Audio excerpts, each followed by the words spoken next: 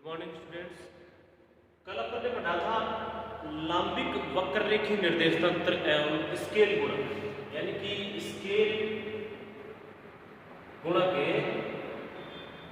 HI और लांबिक वक्ररेखीय निर्देश तंत्र में देखो BI वेक्टर को माना था कि डेल R अपॉन जो डेल UI है उसे आधार सदिश कहते हैं, जहां I = 1 2 3 और HI की वैल्यू कैसे आएगी कि जो BI वेक्टर है उसका परिमाण, उसका मापांक जो है उसे HI कहते हैं।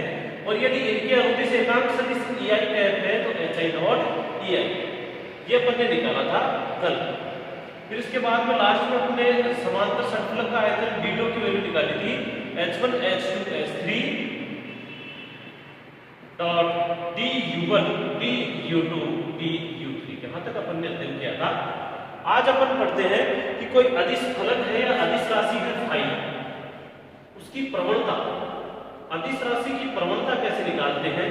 और इसको अपन ने थोड़ा बहुत फर्स्ट ईयर में भी अध्ययन किया है इलेक्ट्रोडायनेमिक्स की बुक में। तो टॉपिक है अपना अदिश की प्रवणता या अदिश प्रवणता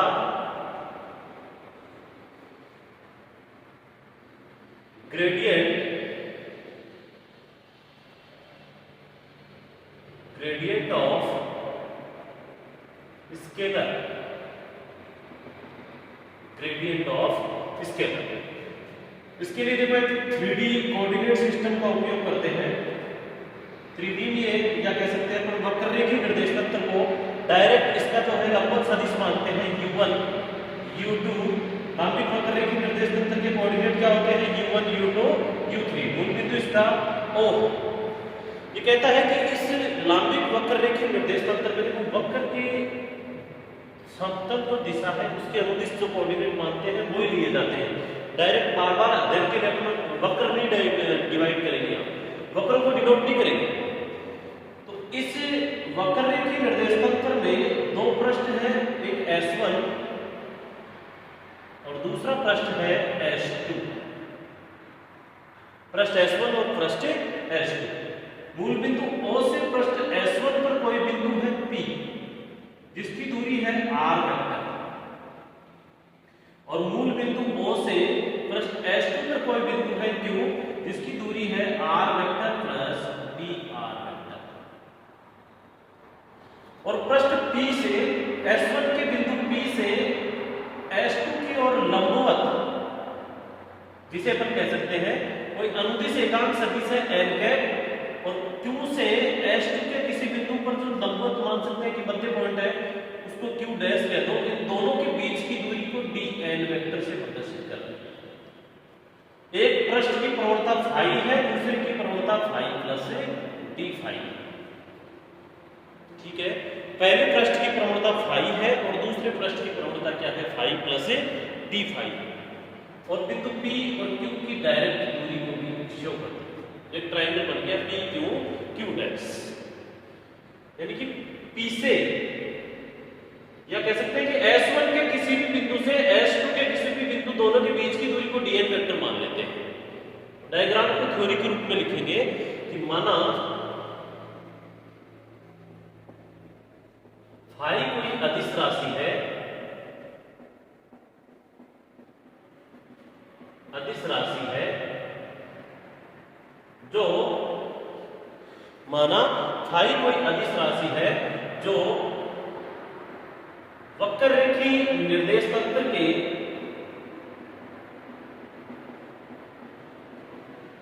निर्देशांकों से संबद्ध है,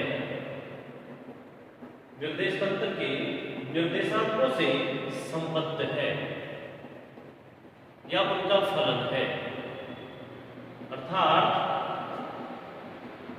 phi equal to phi of U1 U2 U3। दो पृष्ठ S1 व S2 है जिनकी प्रवणताएं क्रमशः है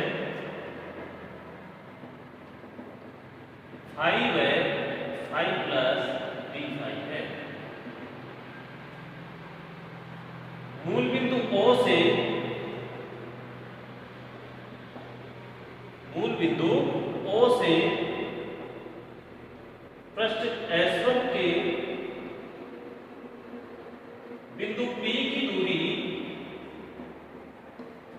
r वेक्टर तथा O से पृष्ठ S2 के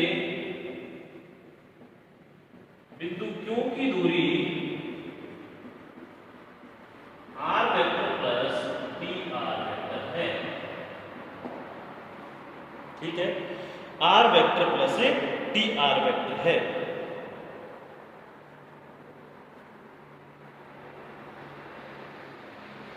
अब देखो ये कह रहा है कि जो आपका dr वेक्टर है, इस dr वेक्टर की मतलब r और dr वेक्टर दोनों के बीच में क्या हो गया, ये डिफरेंस हो गया। तो इस डिफरेंस को डायरेक्ट कैसे शो करें, दोनों प्रश्नों के बीच में लंबवत दूरी कितनी है। ये कह रहा है कि मान लो dr vector equal to dn vector है। ये जो dr वेक्टर है इसके और इसके दोनों के बीच की दूरी को डायरेक्ट dn वेक्टर मान लिया जाए। क्या मान लिया जाए, dn वेक्टर मान लिया जाए। तो दोनों प्रश्नों के बीच में अधिकतम दूरी प्राप्त होगी, यानी कि लंबवत दिशा में दोनों प्रश्नों के बीच में अधिकतम दूरी प्राप्त होगी, अधिकतम प्रवणता प्राप्त होगी। और प्रवणता कहते भी उसे ही है, ये अधिकतम दूरी जो प्राप्त होगी उसी को अपन प्रवणता कहेंगे। अधिकतम दर को ही प्रवणता में इस अधिकतम परिवर्तन की दर को ही क्या कहते हैं, अदिश की प्रवणता। तो इसकी डेफिनेशन भी लिख लो अभी। अतः समष्टि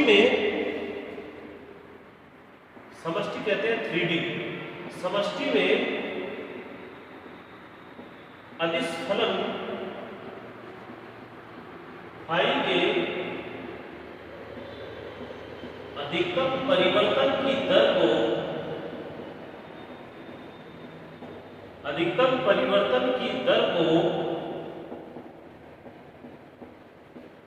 अदिश प्रवणता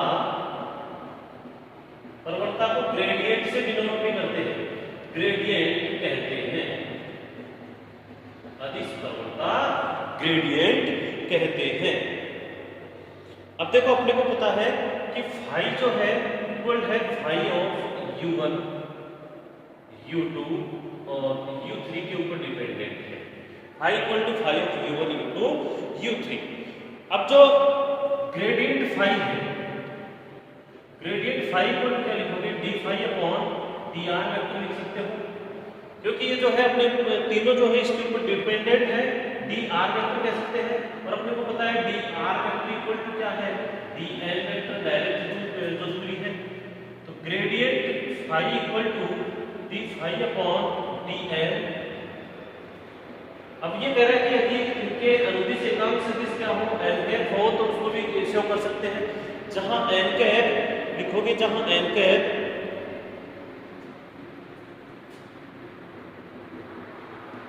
पृष्ठ S1 के बिंदु P से S2 की ओर अभिलंबवत एकांक सदिश है। डायग्राम में भी बताते हैं ये। देखो S1 के पृष्ठ S1 के बिंदु P से S2 की ओर अभिलंबवत अनुदिश एकांक सदिश है n कैप। ठीक है बच्चों, अब देखो n कैप डॉट dr को क्या कह सकते हैं, इस इक्वेशन को अपन इस टाइप से भी डिनोट कर सकते हैं। इसके नीचे लिख देता हूं कि जो n कैप है उसके अनुदिश एकांक सदिश n डॉट dr एज क्या है, जो n कैप डॉट dr है वो क्या है, एज dn है। एज क्या है, dn है। इक्वेशन इसे दोगे 1, इसे दोगे 2 बच्चों। इक्वेशन 1 जो है, इक्वेशन 1 का dr वेक्टर के साथ अदिश गुणनफल करने पर, तो करो अदिश गुणनफल dr वेक्टर के साथ। Gradient phi dot dr vector equal to d phi upon dn dot n cap. dr वेक्टर अदिश गुणनफल करना है।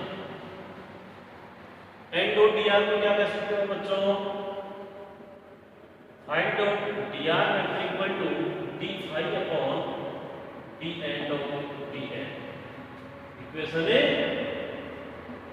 2 से n dot dr equal to क्या लिखोगे dn, dn से dn कैंसिल हो जाएगी, तो gradient find dot dr vector equal to d phi, ये किसकी वैल्यू आ गई इक्वेशन 3, d phi की वैल्यू आ गई gradient find dot d phi। देखो इस ग्रेडियंट फाई को गणितीय रूप में भी लिखते हैं, कैसे लिखोगे गणितीय रूप में कैसे लिखोगे इस इक्वेशन 3 को, देखो ग्रेडियंट फाई को लिखेंगे ग्रेड से डिनोट करते हैं ग्रेड डॉट फाई। जब ग्रेड का मान पता होना चाहिए आपको क्या होता है, पीडीबी भी पढ़ा है, डेल अपॉन डेल एक्स आई क्या है, डेल अपॉन डेल वाई जे क्या है, अपॉन डेल जेड के है, इसका मान होता है ग्रेडियंट, लिखो इसे। फिर देखो अपने को कैसे लिख सकते हैं इसको गणितीय रूप में, d phi equal to gradient phi dot dr, ये इक्वेशन 3 का जो है गणितीय रूप है इक्वेशन 4 लिख सकते हो। अब देखो लंबिक वक्ररेखीय निर्देश तंत्रों की कंडीशन क्या होती है, लंबिक वक्ररेखीय जो निर्देश तंत्र है उनकी कंडीशन क्या होती है कि ग्रेड फाई को कैसे डिनोट करते हैं वहां, मान लो कोई सदिश है, ऐसे ग्रेड तो सदिश है और इस फाई को क्या लिखते हैं जैसे ग्रेड, तो इसको लिखते हैं जीवन, समझ गए, ग्रेड फाई को वहां ऐसे लिखते हैं जीवन, e1 cap g2 e2 cap g3 e3 cap, जैसे आप लिखते हो ना आर वेक्टर, कोई भी आर वेक्टर सदिश को xi cap yj cap z के कैप, तो लंबिक वक्ररेखीय निर्देश तंत्रों में सदिश ग्रेड फाई को निम्न रूप में लिखते हैं, ग्रेड g1 का मान ग्रेड g2 का मान ग्रेड g3, ग्रेड g के लिए इसको g1 g2 g3 से सेव कर रहे हैं, ठीक है। और आपको पता है देखो dr वेक्टर की वैल्यू क्या होती है, कल अपन ने निकाली थी, हम जानते हैं dr वेक्टर की वैल्यू देखो अपन ने निकाली थी कल h1, कल ये इक्वेशन निकाली थी h1 du1 e1 cap h2 du2 e2 cap plus h3 du3 e3 cap, ये इक्वेशन अपन ने कल निकाली थी 6। तो dr वेक्टर की आ गई और डेल फाई की, डेल फाई डॉट dr, तो इन दोनों का क्या कर दो इक्वेशन 5 और 6 का अदिश गुणनफल कर दो, 5 व 6 का अदिश गुणनफल करने पर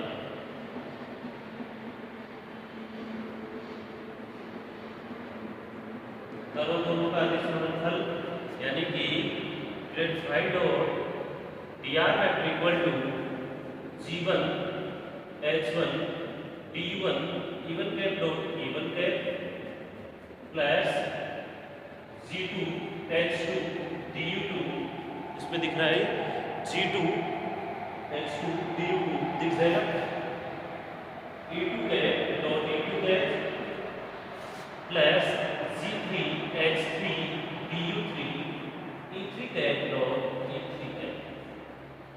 e3 cap dot e3 cap, और आपको पता है जैसे i cap dot i equal to क्या होता है 1, उसी प्रकार e1 cap dot e1 cap equal to 1, e2 dot e2 1, e3 dot e3 1, ये वैल्यू क्या हो जाएगी 1 हो जाएगी। तो डेल फाई इसे कहते हैं grad phi dot dr vector equal to g1 h1 du1 plus g2 h2 du2 plus g3 h3 du3, equation number 7, write down equation 7 को लिखो आप g3 h3 du3। अब देखो हम जानते हैं phi equal to phi of u1 u2 u3 मैंने शुरू में लिखा दी है कंडीशन, तो इसका अवकलन करो इक्वेशन का d5 की वैल्यू निकालो, क्योंकि अपनी इक्वेशन 4 क्या है, d5 equal to grad phi dot dr। तो अपन ने ग्रेड फाई डॉट, ये 4 है अपनी इक्वेशन, इसमें वैल्यू पुट करेंगे तो ग्रेड फाई डॉट dr तो निकाल ली। ऐसे d5 की वैल्यू निकालने के बाद देखोगे हम जानते हैं फाई जो है, फलन जो है फाई रिलेटेड है u1 u2 u3 से। d5 क्या होगा, del phi upon del u1 dot du1, del phi upon एक बार u2 के सापेक्ष du2 plus del phi upon del u3 dot du3। Question number 8 देखो बच्चों से, अब देखो अपने पास में d1 व du2 और du3 के गुणांकों की तुलना कर देते हैं किस किस के बीच में। इक्वेशन जो अपनी 7 है और जो 8 है, du1 du2 लिख लो। इक्वेशन 7 व 8 में du1 du2 du3 के गुणांकों की तुलना करने पर, तो इनकी तुलना कर दो du1 du2 और du3 की। इसके गुणांकों की दोनों तरफ अपन क्या कर देंगे, तुलना कर देंगे। दोनों इक्वेशंस जो है अपने पास में, इसको किसके बराबर लिख सकते हो, देखो d5 के बराबर लिख सकते हो इसको, इक्वेशन 4 से। इक्वेशन 7 को देखो किसके बराबर, d5 के बराबर लिख सकते हो इसको, क्योंकि इक्वेशन 4 क्या होती है, d5 equal to gradient phi dot dr vector, और ये भी d5 के बराबर। तो तुलना करो इसकी, d1 का गुणांक देखो इधर क्या है, d1 का गुणांक g1 h1 7 में, और इसमें क्या है del phi upon del u1, ठीक है ना, del phi upon del u1।